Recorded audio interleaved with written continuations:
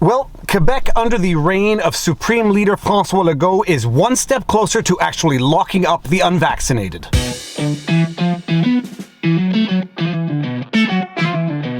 Viva Frei, Montreal litigator turned YouTuber, and this is Winnie the Westie. And just today, I did a podcast with Clifton Duncan, which is going to be published shortly. And we were talking about the insanity in Quebec as relates to the COVID measures. And I was saying that just when you think it could not sink to new depths of depravity, it goes ahead and sinks to newer depths of depravity. In my intro, I said that Quebec is one step away from locking up the unvaccinated. And some of you probably listened to that and saying Viva Frei is being hyperbolic. He's being outrageous. He's being outlandish. Well, wait until you hear what the Quebec government is talking about imposing by way of levy, by way of imposition on the unvaccinated in Quebec. From CTV News, Montreal News, Quebec to impose, quote, significant, end quote, financial penalty against people who refuse to get vaccinated. By Joe Laforo, ctvnewsmontreal.ca, digital reporter. And you know what? Before we delve into the substance of that article, I want to flashback for a moment, if we shall, to a tweet I put out in May 2020. Viva Frei, at the Viva Frei. 3 questions I've been asking myself. 1, will there be a, quote, COVID tax, end quote, before this is all over? 2, will spitting on the street become a formal statutory offense? 3, will face masks become mandatory? Who says what? 7:07 p.m. 2020 0521. I look back at that tweet, which is barely a year and a half old, and I don't say that I was naive. I say that I was grossly ignorant. Can you imagine that I was so ignorant? I was contemplating, hypothesizing as to whether or not the government would actually stoop to the depths of making face masks mandatory.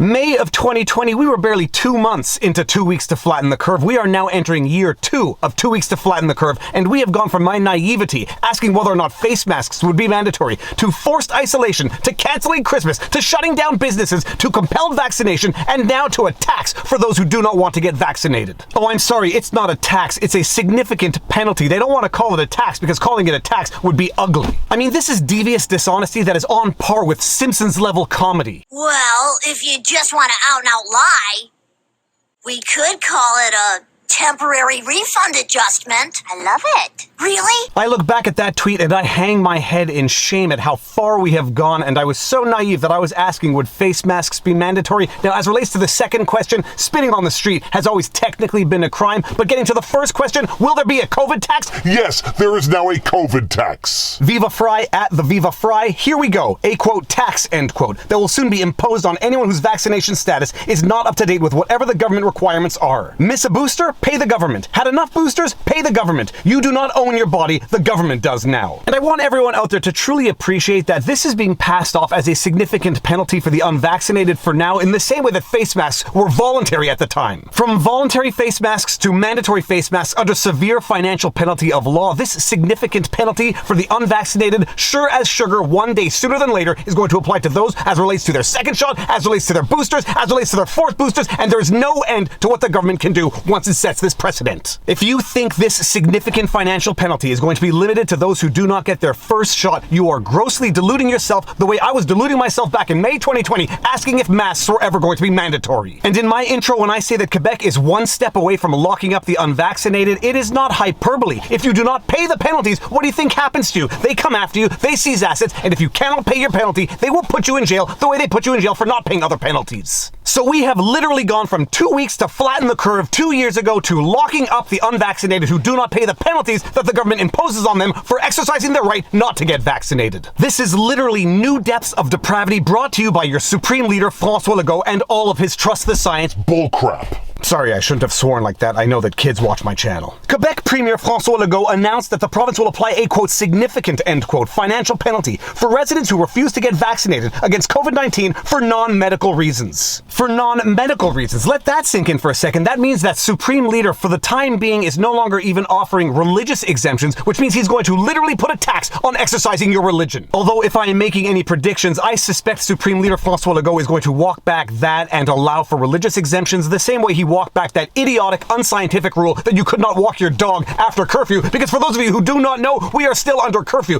version 2.0 in Quebec. And when the Trust the Science François Legault was imposing that second curfew, you know, the first one, which was a 1-month curfew that lasted 5 months, imposing that second curfew that goes from 10 in the evening to 5 in the morning, the first iteration of that curfew did not allow for an exemption for walking your dog after curfew. Because dog walking after curfew is surely the super spreader of COVID that the government has to protect citizens decisions against. This is the level of science from the trust the science buffoons that are currently governing us. The Premier made the announcement at a news conference Tuesday afternoon describing the measures as a, quote, healthcare contribution, end quote, though the exact amount has not yet been determined. We could call it a temporary refund adjustment. I love it. Really? The province is consulting with the Minister of Finance and its legal advisors about implementing the measure, but Legault already said $50 to $100, quote, is not significant, end quote, enough for him. $50 to $100 is not enough for him, François Legault, who just sold his $5 million mansion in Outremont. François Legault, who's worth tens of millions of dollars, who hasn't missed a paycheck in the last 2 years. $50 to $100 is not significant for Supreme Leader François Legault. How are they going to determine what amount is appropriate, what amount is significantly significant? Who knows? I'm sure it's going to be highly scientific, like all of the other measures they have been implementing over the last 2 years.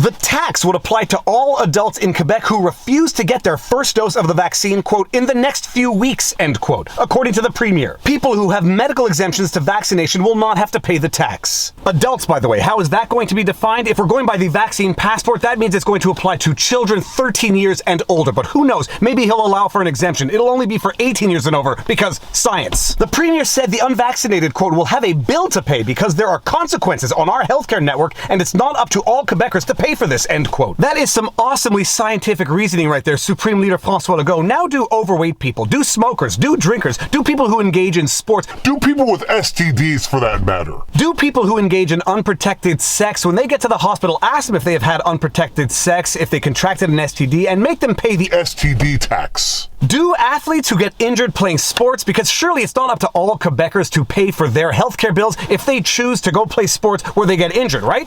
Quote, it's a question of equity because right now these people, they put a very important burden on our healthcare network. And I think it's normal that the majority of the population is asking that there be a consequence. And yes, we will continue to look at spreading the use of the vaccine passport, but I think we have to go further, end quote. Oh, you're going to look at spreading the use of the vaccine passport. Maybe you're going to apply it to receiving essential services like health services, like I predicted the moment you implemented the vaccine passport only as relates to non-essential services. I said at the time that there was no way, following the logic, following the reasoning, that the vaccine passport was ever going to be limited to non-essential services, which means that you, François Legault, either knew at the time, which makes you a liar, or you didn't know at the time, which makes you a buffoon. But I've got to tell you, having seen the way you've acted over the last 2 years, I am more inclined to say that you are a liar as opposed to a buffoon. The new measure comes as Quebec continues to see hospitalizations rise from the coronavirus, with a net increase of 188 new hospitalizations in the past 24 hours. There are now 2,742 people in hospital. The province also recorded 62 new deaths due to the virus. 188 new hospitalizations in the last 24 hours, 2,700 hospitalizations in a province of 8.6 million. And we now know that the experts do not know if those hospitalizations are because of COVID or with COVID. We now know this because 2 years into the pandemic, the experts, the people who are really in the know, the people who are guiding us with all of their expertise, are finally now waking up to the idea that it might be useful to distinguish people who are hospitalized with COVID versus people who are hospitalized because of COVID. But the other important thing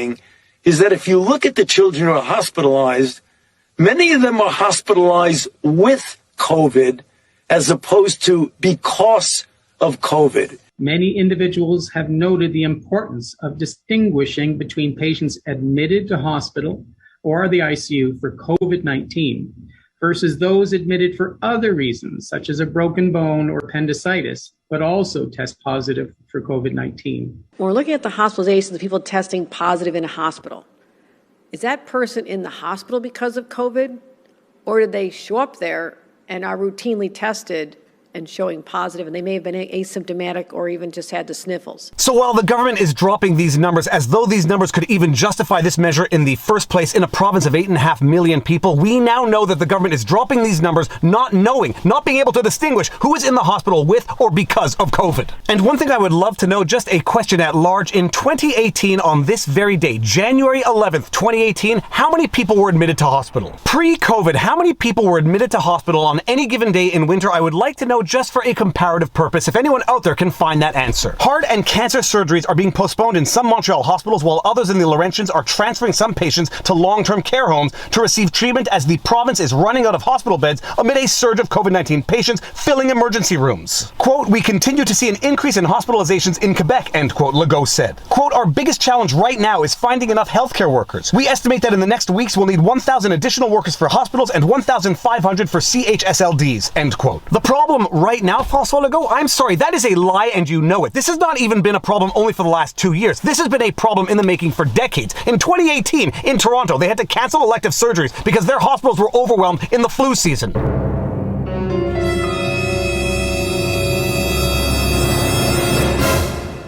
The problems with the healthcare infrastructure in Quebec and Canada has been a problem for decades, so to pretend that it's a problem that only exists right now due to COVID makes you a liar, and the fact that you did not do anything to remedy this over the last 2 years makes you incompetent. In fact, let me walk that back a bit. To suggest that it makes you incompetent means that you're not capable of doing better. I think you are, which means that it makes you Corrupt. But whether it's corruption or incompetence, the outcome is the same. What do the citizens now have to do in order to compensate for your incompetence or corruption? Either inject something into their bodies against their will or pay a significant penalty. As if we all don't already pay enough in taxes that is supposed to go to the healthcare system in the first place, the healthcare system that you have been neglecting since your time in office. And speaking of incompetent corruption within government, it seems that his medical expert just resigned yesterday. Legault also introduced the province's interim director of public health Tuesday, one day after the province's top doctor resigned, amid public criticism of his work throughout the pandemic. Dr. Horacio Arruda wrote in an open letter to Legault that he offered his resignation from the job he's had for 12 years to give the premier an opportunity,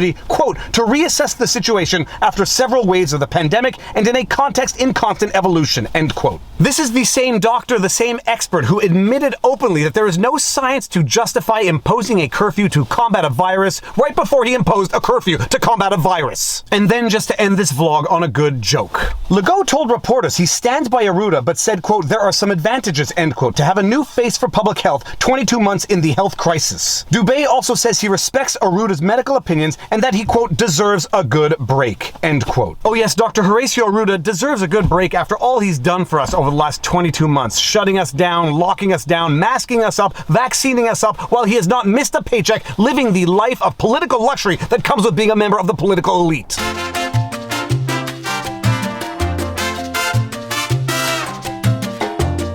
Yeah, he deserves a good break, and not the citizens from this absolute unscientific tyranny. Oh yeah, and speaking of people deserving a good break, Supreme Leader François Legault also came out and said that he's not so sure that students are going back to in-person learning January 17th, as if I didn't call that 2 weeks ago. COVID live updates. Quebec to impose financial penalty on the unvaccinated, Legault says. New interim public health director considering whether Quebec will stick with the Jan 17 return to classrooms for elementary and high school students. I've said it before, I'll say it again, I will say it until people truly hear it and truly appreciate it. This is nothing but abuse. This is nothing but financial, economic, spiritual, and constitutional abuse coming from these petty tyrants who have seized this emergency to act as the petty tyrants they always wanted to be. And no, I'm not that angry that my face is turning red. It's the brake lights from the car in front of me, which has now taken off. This is pure abuse coming from a government of petty tyrants, and there seems to be no depths to which they will not stoop. Now they're talking about imposing financial penalties on those who do not want to get vaccinated, and Lord knows, sure as sugar, one day this will apply to everyone and anyone as relates to the boosters. However many the government says you have to take it, and if you don't, you gotta pay them money. And what makes a government that acts like that any different than a bona fide criminal mob? I guess they say that they're doing it for the greater good, so there's that. But if you like my videos, you like my content, please be sure to like, share, subscribe, hit the notification bell, and drop a comment in the comment section below because it